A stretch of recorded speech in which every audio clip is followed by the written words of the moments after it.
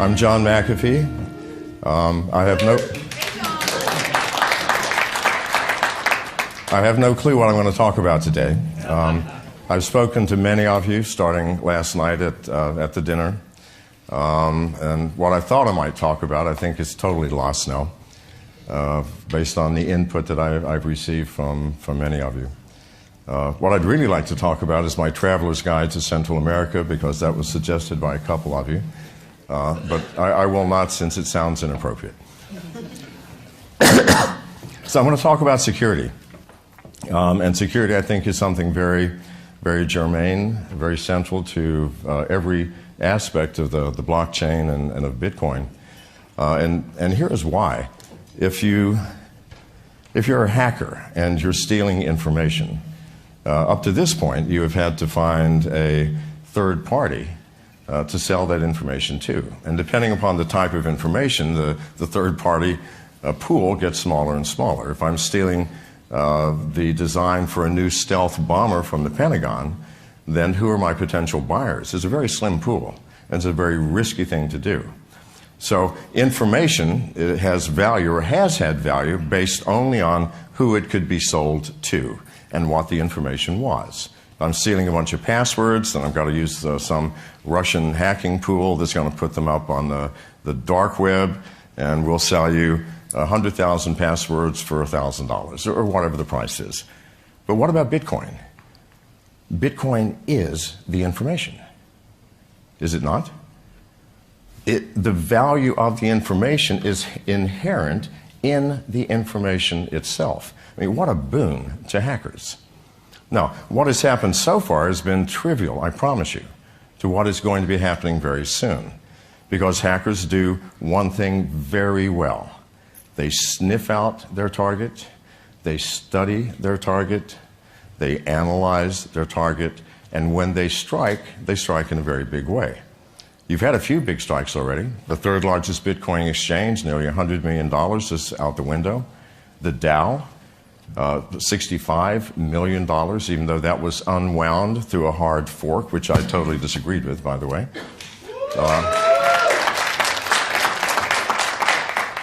There are some thinkers in the room. I love that. Good. So it's going to get worse and worse and worse. And what we have not seen yet, and that does not mean it has not happened, is we have not seen the individual users' wallets hacked. Now, had it happened, how are we ever going to find out? I mean, we're in an anonymous field now, are we not? It's not like that someone's going to, good God, if I lost $5,000 in Bitcoins, where did it go? Well, it could have gone anywhere. We're looking at a number of potential alt currency exchanges for possible acquisition, so I've been spending a lot of time converting Bitcoins to Ethereum and Ethereum to Dow and Steam and you name it. I frequently will lose $3,000 to $4,000 in one night simply because I'm tired. Think about that. No, really. So when you're doing a currency exchange, you've got your Bitcoin wallet, you've got your exchange wallet, and then you've got your receive wallet in whatever currency it's going to be. Let's say it's Ethereum's. So I've got three things I've got to juggle. And after I've done this 100 times, my brain gets juggled. And I get my wallets confused. And then what happens? That money disappears. Well, it doesn't actually disappear. The exchange is usually the beneficiary, but there's no way to recover this. No way. So, and if I can lose the money, I promise you other people can too. So that's one thing, and that's losing it through stupidity. But I think what is far more serious is losing it through hacking. And how does that happen? I know people, especially in California, a lot of strange people in California, that have $100,000 or more on their smartphone, wherever my smartphone is. I know I have one. Anyway, $100,000 on a smartphone. And they say, well, I'm using the Mycelium wallet, and it's secure. It's secure? Give me your phone number, and in 5 minutes, I will have all of your Bitcoins. Now, you think that's bragging. It is not. How do you do it? There are at least 100 million telephones in this world that have spyware on it, including keyloggers. How do you get that? Has anybody ever visited a porn site? None of the people here, good. But those outside who have. I promise you, I don't care which one you visited, you have a keylogger on your phone. How? If it's an Android, the first thing that happens is when you first do a drive-by of the site, it sets the download authorized applications flag on your phone. The first click, if you happen to see something that might be interested, I think I'd like to watch that, you now have the spyware on your phone. You all do if you've been there. Now, who's watching? I have no clue. Janice, is there any water anywhere? Oh, never mind, sure. Sorry. Who's watching?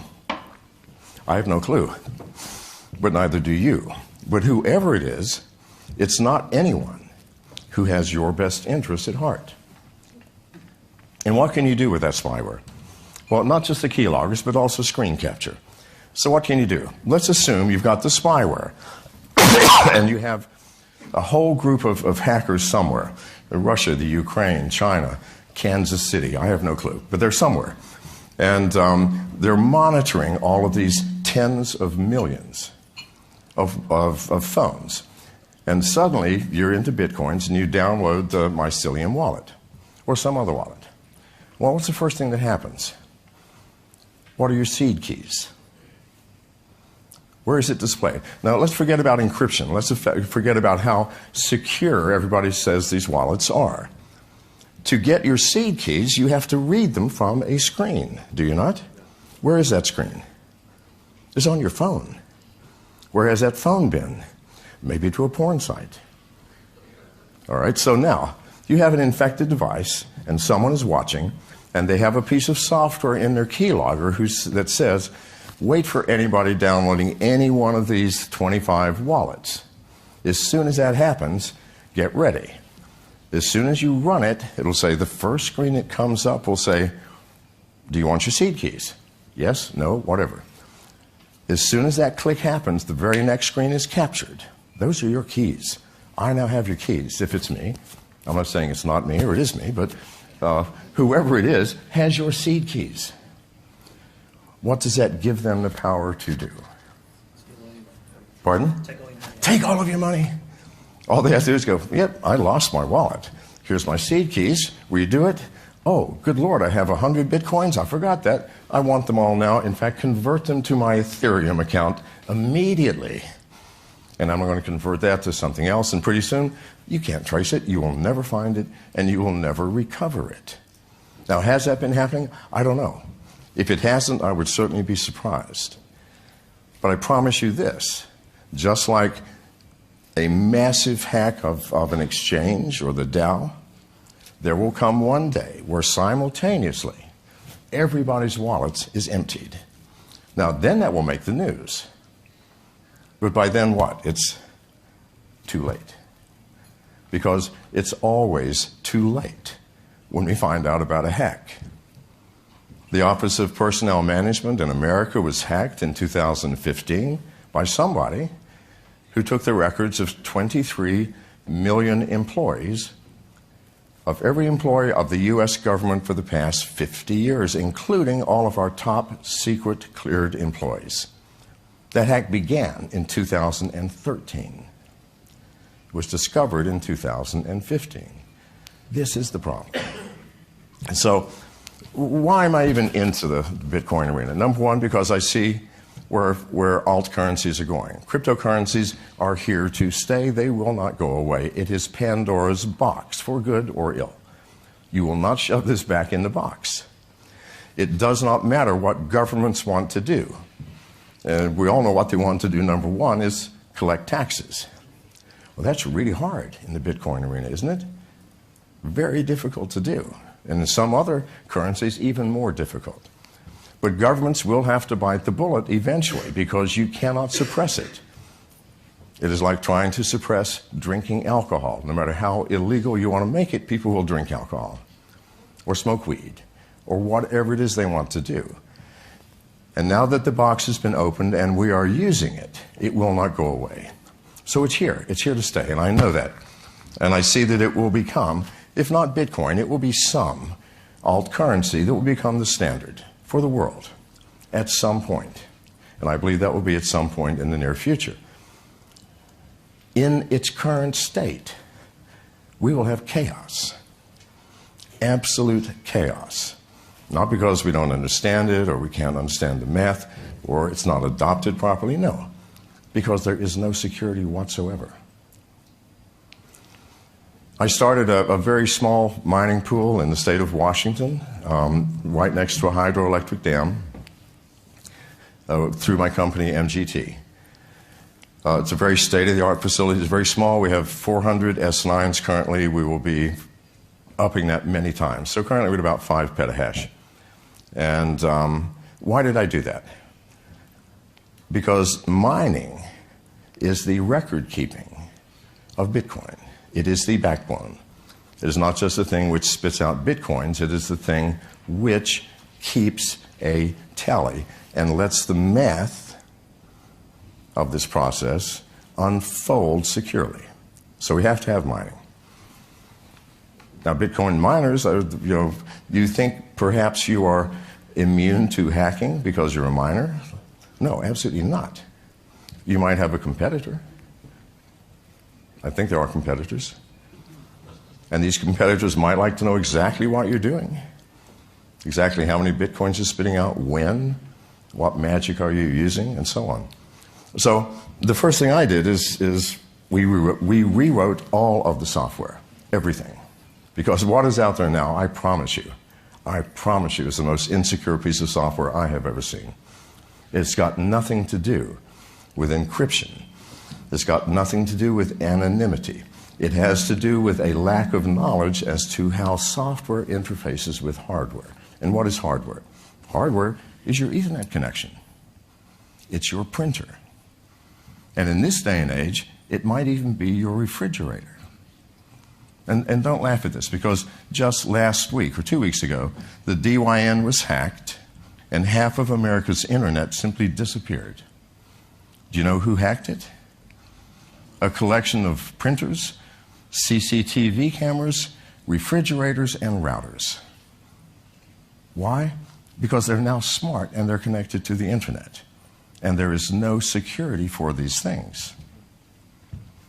My biggest fear right now is not that someone is going to hack into a mining company or an exchange or whatever and take a few $100 million. My biggest fear is that the people who created the software called Mirai, by the way, M-I-R-A-I, that goes out and finds these things, as soon as it gets in, it shuts down all of the communication, so you can't remove it. The only way to remove it is to reboot the system, and then within a few seconds you're reinfected again. Why? Because every infected system has a log, an entry in a massive database that the hacker maintains, and says, well, for 3 seconds I haven't heard from this refrigerator. Reinfect it. Now, Mirai was used specifically for one purpose, that is DDoS attacks, distributed denial of service. What if someone said, I'm not interested in that. I'm interested in mining Bitcoins. And it doesn't matter that this thing is low power. I have 4.9 billion devices to work with. That's how many were connected to the internet last year. I suspect that number has doubled. Next year it will certainly double. So maybe 10 billion devices. Billion devices. So I don't care about your ASIC processors. You can sit there and process all day long at 5 petahash. I've got 300 billion petahash out there. Why? Because there's a lot of computers. And I've infected them all illegally. And your computer on your refrigerator, which is sending you emails once a week when you're on vacation, the rest of that time, it's mining Bitcoins for me. Excuse me. Now you're laughing at this. But you see how trivial, because this Mirai bot infects at a rate of about 50,000 new devices per day. 50,000. I could own the Bitcoin world by sitting back in my room and paying no money and spending about a week recoding the Mirai bot and then have everybody mining Bitcoins for me. Now, is that illegal? From a Bitcoin standpoint, it's not. Proof of work does not say you had to use a Bitmain machine in a fixed location, paying X cents per kilowatt hour, of, being cooled. But no, it doesn't say anything like that. It says proof of work. Did you get the nonce? Here it is. Thank you very much. Well, I'm only getting 10 per second. What's that going to do? It's going to change the economy, isn't it? So this is not pie-in-the-sky paranoid thinking, although I will not deny being paranoid. It's impossible to be in my field. No, seriously, you can't be a computer security person and not be paranoid. Because what's the first thing I look at? People, today, at least 10 people said, look at this new idea. My first thing is not, oh, that's great. My first thing is, I can get in here, I can get over here, and this doesn't work, and 50 hackers are going to take all your money within 30 seconds. That's the first thing that enters my mind, because that is my job. So anyway, something for you to consider. So what's to be done? In my mining center, we have written our own software. In addition, we have a piece of hardware. As I mentioned, the hack of the Office of Personnel Management started in 2013. It was discovered in 2015. That's typical. You find out about hacks after everything is gone, not when it first starts. The Dow.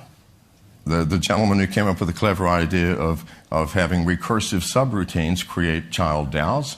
I mean, that seemed to be pretty legal according to the rules. Nothing happened until after he'd gotten $100 million. That's a little late, don't you think?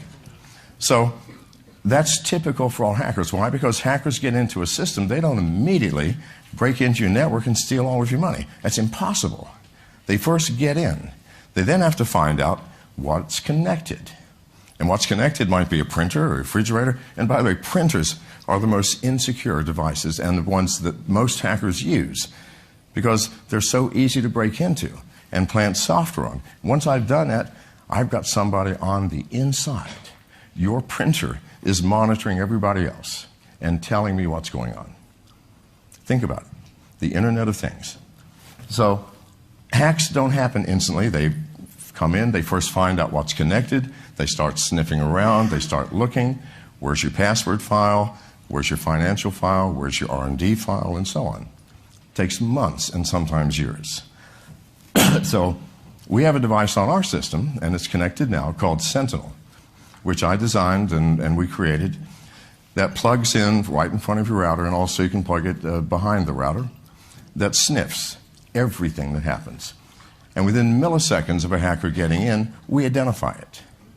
Not after he has broken in and after he's found your files and after he's figured out everything and then stolen your bitcoins. No, within milliseconds. And we do it through anomalies. I mean, for example, there are thousands of anomalies we look for, plus there's artificial intelligence within the device. An anomaly would be an IP address comes in and it immediately accesses every single device on the net. Well, that's strange. That's an anomaly. If you're in finance, you're not trying to find out what's happening on the R&D computer. It does not happen.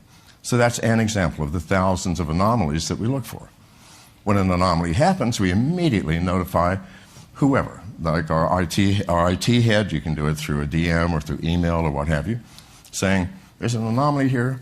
Based on our analysis, it looks like it might be Bureau 121 in Korea that's done this, okay, which is the Korean National Hacking Group. Or based on our analysis, we don't know, but we do know a hacker is in within milliseconds. Then you can make a choice. You can shut down port 80 or 223 or whatever he came in on, or you can choose to do nothing but watch. Because I want to know, if it's one of my competitors, which one of you bastards is doing this? So I can then, but I have full control. I can at that point slap honeypots all over the place that will keep you engaged for weeks trying to figure out what's really there. I could call the FBI or the Interpol and say, look, this is happening. I could do any number of things. Or I could just get back to business, shut you down, shut down the port, get your IP address, and make sure that anything else that comes from that area, we're not going to let you in. So you now have control. So you've known about this before anything happens. So that's going to be on our mining pool. And by the way, as we announced last week, we're doing a joint venture with Bitmain, and they'll be using our facility in Washington with our security and our software as a joint venture pool. And in fact, I'm going tomorrow to meet with Jihan Wu and his full team in Miami. We met a few months ago in China when I was speaking in Beijing. So this is what all of you are going to have to be doing. Otherwise, you are opening yourselves up to a nightmare. And people don't realize what a nightmare is. Even the things that you would think have no value. Ashley Madison, a Canadian company, was hacked last year, and 23 or 4 million records of members. And Ashley Madison was a dating site for married people looking to have affairs. Of interest is there's 27 million men and 12,000 women on that site. And thousands of bots that were talking through email and DM with male users thinking they were talking to women. It's a tragic affair. And of those 12,000 women, 9,000 work for Ashley Madison. So, you know, if you're a guy, learn something from that. Anyway, a hacker who happened to be a woman working for Ashley Madison posted all of those records on the internet. There were at least 10 recorded suicides. Why? Because people took that information to make money, said, for $25, we will allow you to search the database to see if your husband or your wife is looking to have an affair. They made a lot of money too. So hacking is something that, and by the way, Ashley Madison no longer exists. It's gone. It was the $3 billion a year company that's no longer here. You don't want to be that. You don't want to be Ashley Madison. You don't want to wake up some morning where the world is fine and our margins are high and everybody's rolling in dough, and suddenly your company is gone. And so is your reputation. And you have shaken not just your company and reputation, but the entire Bitcoin community. And the price drops. Because really, that's what will happen. You have to take security seriously. You have to. It has to be, in my experience, it has to be the very first thing you think about. Because we're living in a dangerous world. I mean, it's always been a dangerous world, but it's more dangerous now. Because your enemies and the threats to your system are invisible and unknown. Enemies of your state, if you have some enemies in the world and they have names, that's pretty good. You can watch them. If you see them, you can shut your door, or pull out your gun, or run, or try to make friends with them again. But what you do in the hacking world, an invisible ghost trying to steal everything that you have, and you have no way of even knowing that they are there. That has to change. You have to know that they're there the instant they arrive. And you have to take precautions. And I'm done. Let me take questions. There's got to be questions out there. Yes, sir. Okay, so I always do that. I look for the root cause of the problem and prevention. So obviously it would be ridiculous to say let's just stop visiting porn sites. But more fundamentally than that, my solution would be education. Well, yeah, education is one thing. The question is, what are the solutions? And the gentleman said that certainly number one is education, and that's correct. But that's what's been happening up here in the past 25 minutes, as I've been trying to educate. But beyond that, you must take steps. Once you're educated to the fact that you're living in an insecure world and who your enemies may or may not be, you then have to do something. Now, I will make a statement that will be unpleasant and unacceptable to many of you. There will never be a software wallet that is secure. It cannot happen. Never. Not as long as you're using mobile devices. And why is that? Because mobile devices were not designed to secure you. They were not designed to hide your location, your friends, your voice, your image. Were they designed for that? Oh, no. They were designed for the opposite. They were designed to spy on you, but not for bad purposes. To know where you are, who your friends are, your contacts, what color shoes you just purchased or sweater. They're designed to turn on the microphone to listen to you so that they can make your life easier, and instead of having to type, you can dictate. They were designed to turn on the camera and the video. I'm sorry, I'm running out of time. Okay, here we go. So no, they are insecure devices designed to spy on you so that people can sell you shit. As long as other people can sell you things through it, they can hack you through those same facilities. So there won't be one. Hardware wallets, that is the only way. I'm not touting anyone, but Trezor has one with its own screen. You have to have a separate screen on the hardware device. Otherwise, why bother keeping your coins in a hardware wallet when they have your seed keys through software? Anyway, my apologies, I ran over time. Sorry. In the United States, copyright law allows for the fair use of copyrighted material under certain limited circumstances without the prior permission from the owner.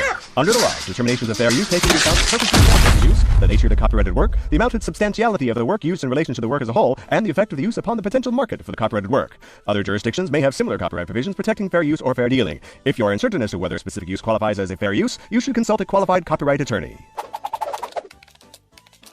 You have the right to take it down.